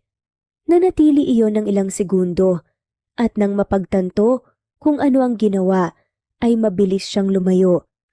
Oh my God, I'm sorry. Nahihiyang wika nga niya at akmang tatayo na sana para tumakbo at tumakas sa kahihiyan pero mahinang natawang lalaki. Bago siya nito hinila, kaya agad siyang napaupo sa kandungan nito. Ang ibig sabihin ba, nang halik na yun ay hindi pa rin nagbabagong nararamdaman mo para sa akin? Come on, Luna. Hindi naman mahirap sagutin ang tanong ko. Hindi rin kahit na kailan nagbagong nararamdaman ko, Leo. Mula noon at hanggang ngayon ikaw pa rin ang una at huling lalaki na minahal ko at sa tingin ko mamahalin ko. Si isang iglapay na inangkin nga ni Leo ang labi niya. Mommy, Daddy, get a room po! Wala po kayong privacy dito eh! Nakangusa na sigaw nga ng cute na si Leon maya-maya pa kaya sabay silang napatingin. Nahiya nga si Luna na nahuli nga sila ng anak sa ganung posisyon at sinubukan niyang umalis sa kandungan ni Leo. Pero mahigpit ang yakap nito sa kanya habang mahinang tumatawa. Leo, ano ba nakikita tayo ng bata? Bulong nga niya. Hayaan mong makita niya kung anong ginagawa natin kung gaano kamahal ng daddy niyang mommy niya. Sagot nito, napakagat naman sa labi si Luna dahil sa narinig. Pagkatapos nun ay mas naging malaki pa ang pagbabago sa pakikitungo ni Leo sa kanya. Bawat kilos nito ay may halo na ulit na harot at lambing, puno ng pagmamahal at pag-aalala, gaya rin ng Leo na nakilala niya noon at minahal niya. Hindi na nila napag-usapan kung ano na ang estado ng relasyon nila, pero alam naman nila na pareho sila ng nararamdaman at okay na yon sa ngayon. Sa sumunod na araw, ang huling araw ng taon, ay nagpasya nga sila na puntahan ng mga magulang ni Luna. Handa na siya pero hindi niya maiwasan na hindi pa rin makaramdam ng kaba, lalo na nang naiparada na ni Leo ang sasakyan sa harap ng bahay. Are you sure na gusto mo ako makasama? Paano kung ayaw pa rin nila sa akin para sa'yo? Tanong nga ni Leo bago sila bumaba ng sasakyan. Pero wala man lamang bakas na ang kaba sa boses at reaksyon. Rerespetuin ko ang desisyon nila kung sakali man. But that doesn't mean na susunod ako sa gusto nila, gaya ng dati. Hindi kita naprotektahan noon sa kanila at hindi ko na ulitin pa ang pagkakamali ko noon. Sa ngayon wala nang ibang mahalaga sa akin kung hindi kayo ng anak natin.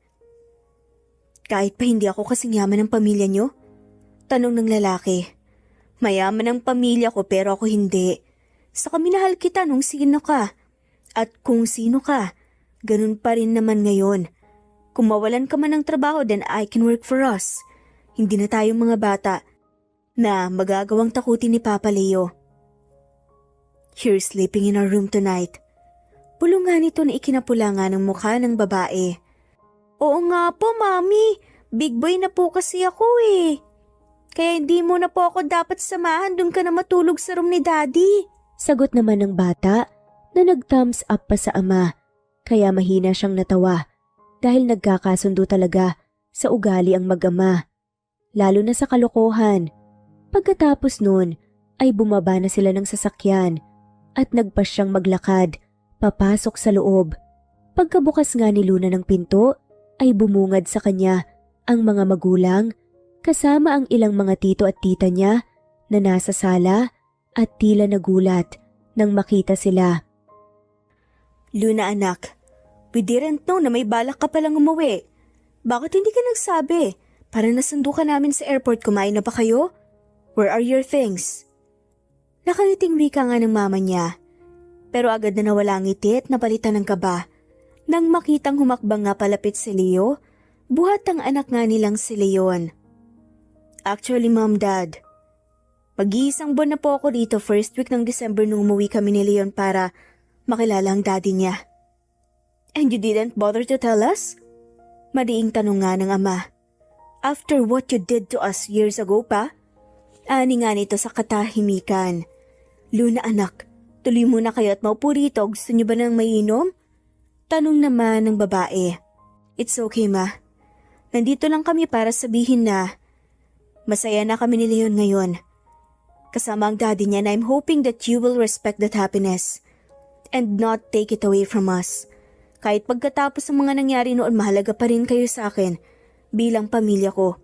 Gusto ko pa rin na maging parte kayo ng buhay ng anak namin, ng apo nyo. But I will only allow that if you will also respect our boundaries and not cross it. Mababa ang boses na wika niya. For a moment, ay biglang nakaramdam ng kaba si Luna nang makitang tumayo ang ama niya at dahan-dahang naglakad palapit sa kanila. Humakbang naman si Leo papunta sa harap niya na parang itinatago siya nito at handang protektahan. I'm sorry. I've been thinking about everything I did at sobra akong nagsisisi. Pero imbes na ayusin ang lahat noon pa lang, mas pinili kong matakot at paniwalain ang sarili ko na tama lang ang naging desisyon ko. Nagkamali ako and I'm sorry. I'm not saying this because you are worth billions now. Pero dahil alam ko sa sarili ko na nagkamali talaga ako, I let greed and my reputation take over me, na nakalimutan ko kung saan kami nanggaling. I'm sorry. Akala ko pinoprotektahan ko ang anak ko, pero mas itinutulak ko lang pala siya palayo. Agad na may namuong luha nga sa mga mata ni Luna dahil saad nga ng kanyang papa. Matagal ko na po kayong napatawad, pero gaya po ng sinabi ni Luna, kailangan namin ng boundaries. Welcome pa rin po kayo sa buhay namin at sa buhay ng apo nyo, pero ang gusto po namin ay hayaan nyo po kaming gawin ang mga desisyon na gusto namin. Hayaan nyo kaming magkamali at matuto at manatili na lang kayo sa tabi namin bilang gabay, bilang magulang ni Luna, bilang lolo at lola ni Leon. Mahinahong wika naman ni Leo at hindi napigilan ni Luna ang pagtulo ng luha sa mga mata, lalo na nang sabay nga na tumango ang mga magulang niya. We would like that. Nakangiti pero emosyonal nga na sagot naman ng mama ni Luna bago nagmamadaling lumapit para yakapin ng babae. Mapa. Umiiyak na bulong naman ni Luna nang niyakap din sila ng ama nito. Sorry anak. Hindi kami naging mabuting magulang, sana sinuportahan ka na lang namin noon na tinayaang maging masaya. Patawarin mo kami. Bulong pa nga ng papa niya. Sobra siyang nagalit noon at matagal niyang baon sa puso ang galit. Pero totoo nga siguro na madalas, kahit gaano pa tayo kagalit sa isang tao, isang sinserong sorry lang ay napapawi na ang galit. Hindi maibabalik agad ang tiwala, pero isang hakbang pa rin iyon para sa mas matibay at mapagmahal na relasyon. Pagkatapos ng emosyonal na pag-uusap na iyon, ay pinagkaguluhan na ng pamilya ni Luna ang batang si Leon, habang ang mga tito nito ay kinakausap si Leo tungkol sa negosyo. Wait, naalala ko lang sinabi ni Papa. You are worth billions now? Tanong niya maya-maya pa kaya natahimik ang lahat.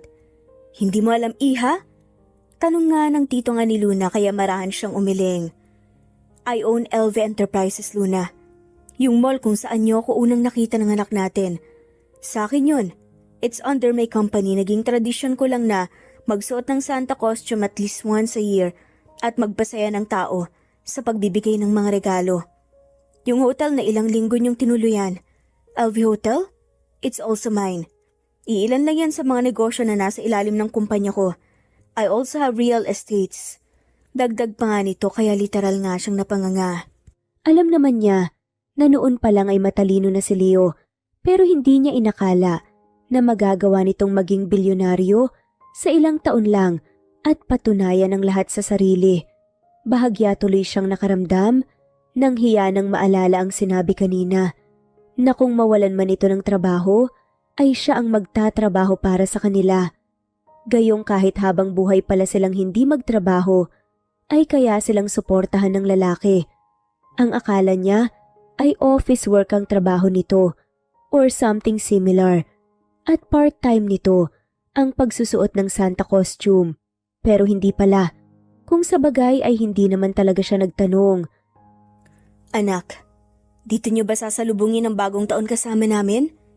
Nakangiti at puno ng pag-asa na tanong nga ng mama ni Luna maya-maya pa.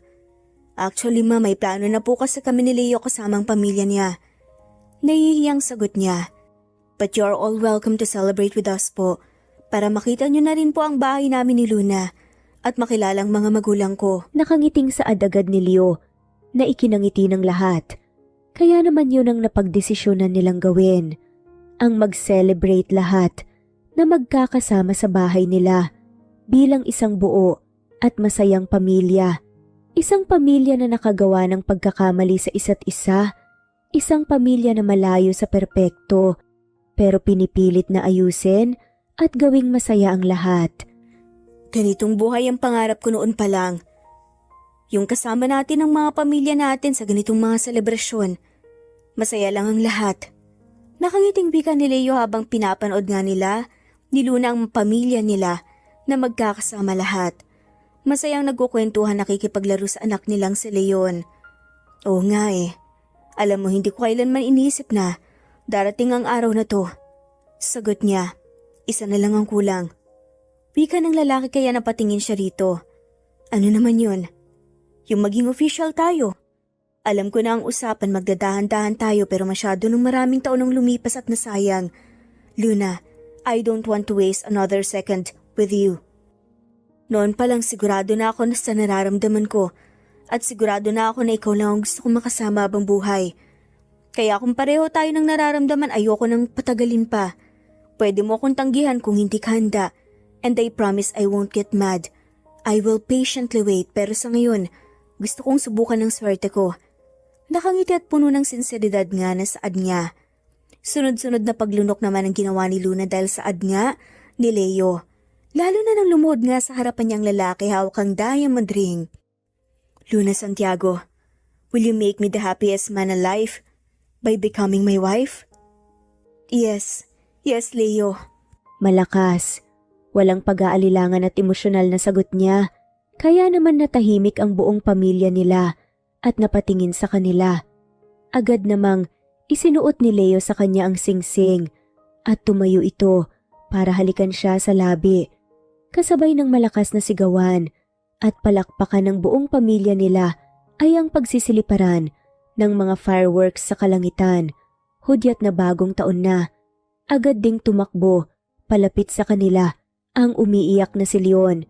Tapos ay sabay itong yumakap sa kanila na halatang sobrang saya at sobrang saya rin ng bagong taon na yon para sa kanilang lahat. Nagpasya si Luna na tawagan ng ate niya sa France na naging kakampi niya sa lahat noon para ibalita rito ang mga nangyari. Para sa kanila, ang bagong taon na yon na ang pinakasamayang bagong taon na nangyari sa kanila, kung saan magkakasama nilang haharapin ang bagong simula bilang pamilya. Walang judgment, purong suporta lang at pagmamahalan. Pagkatapos ng bagong taon ay naging mas maayos at masaya pa ang mga sumunod na araw. Nagpasya sina Luna at Leo na asikasuhin na agad ang tungkol sa paparating nilang kasal. Umuwi nga agad ang ate ni Luna dahil gusto daw nitong makatulong sa preparasyon. Buong pamilya nila ay nagtulong-tulong para gawing perpekto at memorable ang magiging kasal. Mahigit 1 buwan lang ang itinagal ng preparasyon at nag-isang dibdib na nga sila sa wakas. Isinakto nilang Pebrero 14 ang kasal upang mas mapuno pa daw ito ng pagmamahal. Gusto nga sana ni Luna na simpleng kasal lang pero hindi pumayag si Leo dahil gusto daw nitong ibigay sa kanya ang lahat ng deserve niya sa buhay. Kaya naman ingrandeng beach wedding ang nangyari. Sobrang daming imbitado, mga malalapit na kaibigan, kamag-anak, pamilya, katrabaho, at kung sino-sino pa. Pero hindi naman mahalaga pa kay Luna iyon. Ang mahalaga ay opisyal na siyang magiging asawa ng nag-iisang lalaki na minahal niya. Pagkatapos ng kasal ay hindi rin naging madali ang pagsasama nilang dalawa bilang mag-asawa. May mga pagsubok at konting problema Pero wala naman silang hindi nalalampasan, lalo na't alam nilang magkasama sila at hawak ang kamay ng isa't isa. Pagkalipas ng isa pang taon, ay muli silang biniyayaan ng isa pang anak. Isang baby girl naman na pinangalanan nilang Lian. At sa pagdating ni Lian sa buhay nila, ay tila mas naging matatag pa ang pagmamahalan ng pamilyang binuo nila. Simple man ang naging kwento para sa iba, ay kinapulutan naman ito ng marami at magagandang aral ni Leo at Luna, gaya ng pagmamahal at pagpapatawad. Kahit pa hindi Pasko. Oo, hindi madali na magpatawad lalo na kung sobra tayong nasaktan. Pero tayo lang din kasi ang nahihirapan kapag nagtatanim tayo ng sama ng loob. Kusang dumarating sa puso natin ang pagpapatawad. Kusa natin itong nararamdaman at kapag naibigay na natin ito ay mas nagiging magaan ang buhay. Maraming mga bagay pa silang natutunan, mga bagay na alam nilang madadala at magagamit nila sa kahit na anong pagsubok ang haharapin pa nilang magkasama. At sana gaya nila, kahit papaano ay may natutunan din kayo. Hanggang dito na lamang po. Maraming salamat po sa pakikinig at hanggang sa muli. Happy Holidays and Happy New Year po sa ating lahat.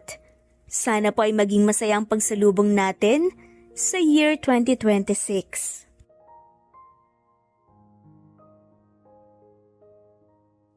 Presbyteros Rose, Maria Evangelista, Eli Evangelista Anderson, Marisa de los Reyes of Saudi Arabia, Conchita Alos Rage, Ana Flor Saico, Christian Fidelino, Judith Castro, Beth Sardina, Jelly Tampos, Fatma Mansul, Senenor Zame, Flor Cabrera of Santa Rosa, Laguna, Liliano Bebe,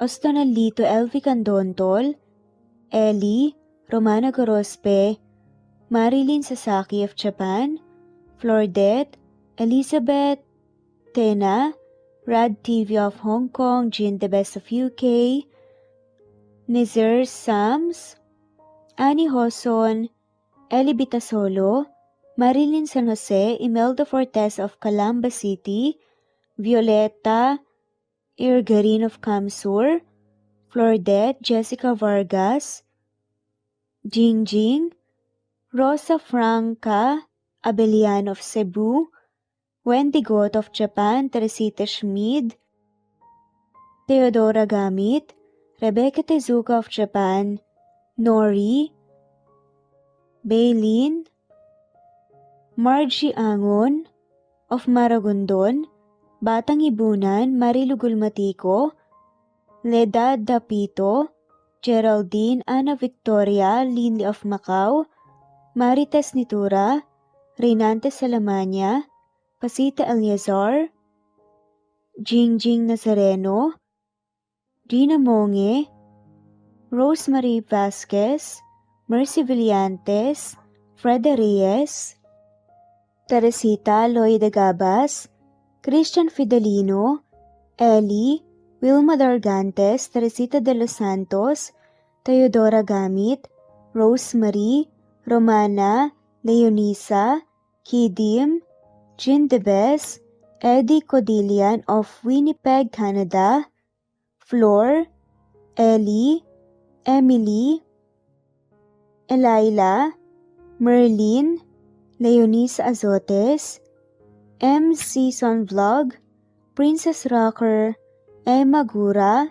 Flora Pasita Eliazar of Ontario, Canada, Eli Bitasol of Milan, Italy, Carmencita Falcon, Rayland Pudadera, Marilu Gulmatiko, Imelda, Liliano, Senen, Fatma Mansul, Teodora Gamit, Mercy, Evangeline Zamora, Chabidal, Kinciano Obas, Charlene Cartilla, Sofia Moore, Dumlao of Santiago City, Andrea Taga, Teodoro Roliuki, Ligaya Calvo, Maria Teresa Rosendo Corpin, Lida Rojas, Stephanie Arroyo, Kidim, Bonifacio Quinzon, D. Naitan Canada, Erlenda Heronda of Matanao, Davao del Sur, Leonila Perea of Concepcion Night, Cavite, Elsa Opiane, Presbiteros Fenovares, Ederlina Albiso, Lorna Ayman, Rosemary Vasquez, Leonisa Azotes, Irish de la Peña, Marilyn San Jose, Eli Bitasolo, Senen, Catherine Lacinario, Ronilio, Marisa de los Reyes, Eddie Codillian of Canada, Jean DeBes of UK, Teresita, Rebecca Tezuka of Kawasaki, Flora Fesparung of Batangas City, Ruby Corazon Riera, Elvi Candontol, Naitan Canada, Wilma Dargantes, Annie Hoson,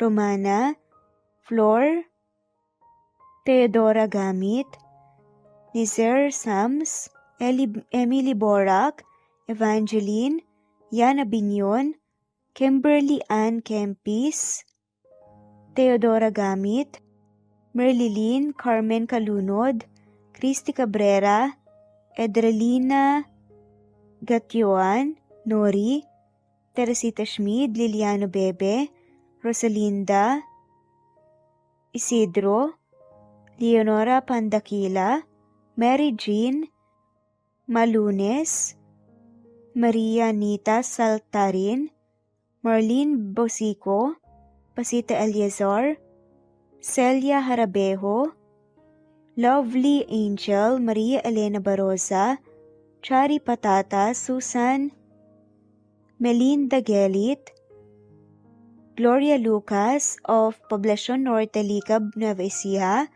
Francis Pilapil from Binganonan, Rizal, Ruby Corazon, Chabidal, Mary Joy Sabaresa, Lebuna Arnel, Angie, Reder, Kinciano Ebas, Lucia Baldo, Ara Adhani, Yamasuka, Evangeline Bautista, Mary Joy, Rodrigo Valerio of Balanga City, Bataan, Rosal, Rosalie, Ana Flor Saico, Carlo Gayorgor, Jelly Tampos, Rosemary Vasquez Presbiteros Rose, Eli Evangelista Anderson, Fe Navares, Ostonalito Catherine, Ara Adhani, Jean DeBes of UK, Lily Sales, Rose Mebukadon of Saudi Arabia,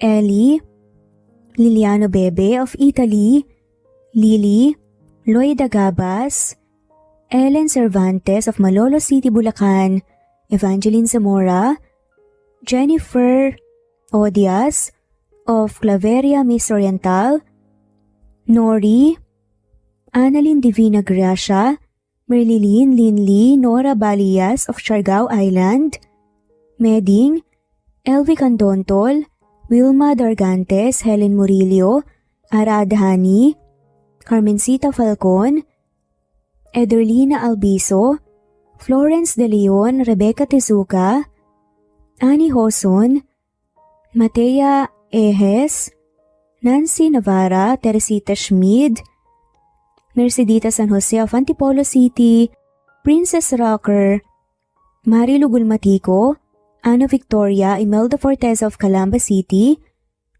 Jan Lulete, Batang Ibunan, Pinay, Elsa Kimura, Fatima, Eli Ramirez of Caloocan, Liliano, Saida, Flordet, Helen Murillo, Jelly Tampos, Senen Orzame, Elaila, Leonisa Azotes of Bacolod City, Pasita Eliazar, Romana Gorospe, Flor Cabrera of Laguna, Carmencita Falcon, Ronilio, Conchita Alcos, Rosemary Vasquez, Eli Bitasolo of Milan, Italy, Marilyn San Jose, Fe Navarez, Annie Hoson, Evangeline Zamora, Imelda Taay, Charlene Cartilla, Julieta Hermosura, Elvi Candontol, Teresita Schmid,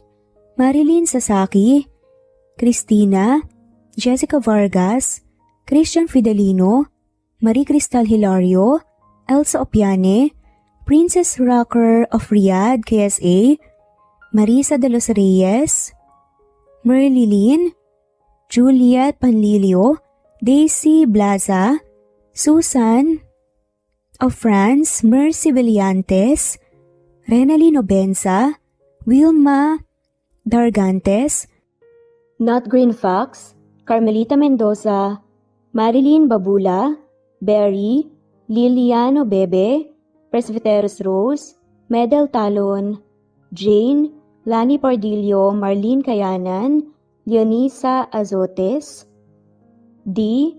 Marie Ramos, Araceli Lilio Saria, Miras Channel, Raquel Epe, Gina Tutor, Jane, Hartley, Sunshine Sotalbo, Maricel Cabigon, Merlin Baroza, Gina Marayo, Merlin Rodel Obejero, Hans, Cecilia Comoda, Tahani Vlog, Merlin, Kuya Atok, Maria Merly Brogada, Marilu Cabantak, Filipina, Eileen, Mercedita San Jose, Lovina Galang, Lilian, Teresita de Jesus, Monina Aviles, Yula Pedrona, Romana Gorospe, Rosemary Vasquez, Marley Lazaraga, Leonisa Azotes, Jocelyn Tancinco, Estelita Mahia, Ding Lege,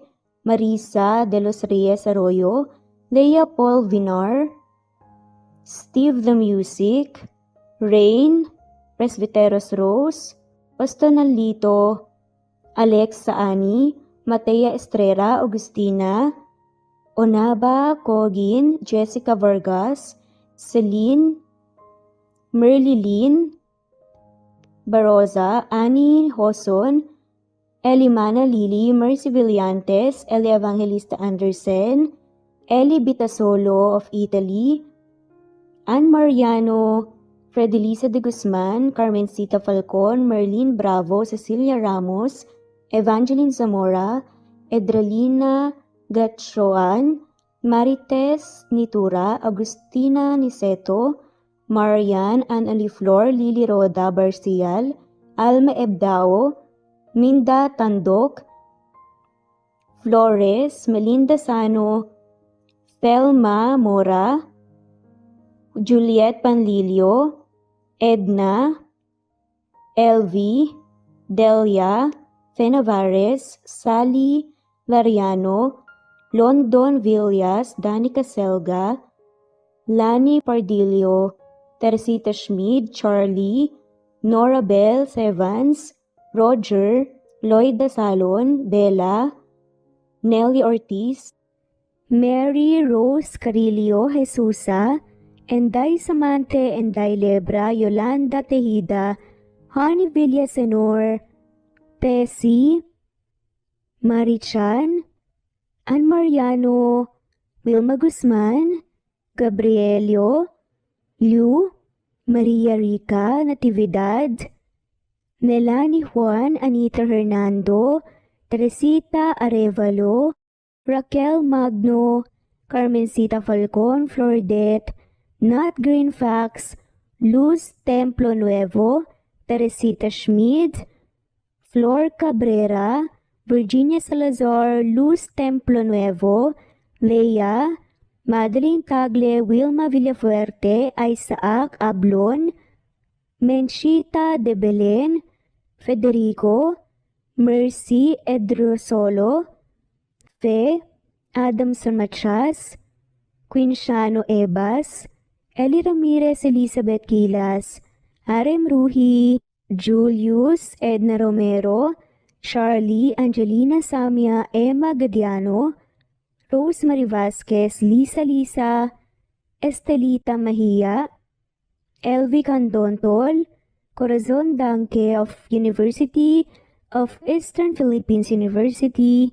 Teresita, Neil Bacolor, Evangeline Zamora, Charlie Jane Clemente, Susan Upaga, Susan Rodrigo, Fred Deliza de Guzman, Juby Hernandez, Helen Murillo, Edarlina Fahil, Rosie, Juliet Kaday, Kuya Atok, Betty Losnong, Crescen, Susana, Tessie, Rumbawa, Lovina Galang, Aida Jurado, Emily Kinlog, Mirna Hamero, Liz Berito, Gabrielio, Juan Spotify, Imelda Fortes of Columbus City, Larry Malapaya, Dance, Remy's Life Official, Ellie Evangelist Anderson, At shoutout na rin po sa lahat na mawalang sawang sumusubaybay. Sa mga gusto pong magpa-shoutout, i-comment lamang po ang inyong pangalan at kung tigisan po kayo para ma-shoutout kayo sa next video. Thanks for listening. Muli ito ang Cat Amazing Story.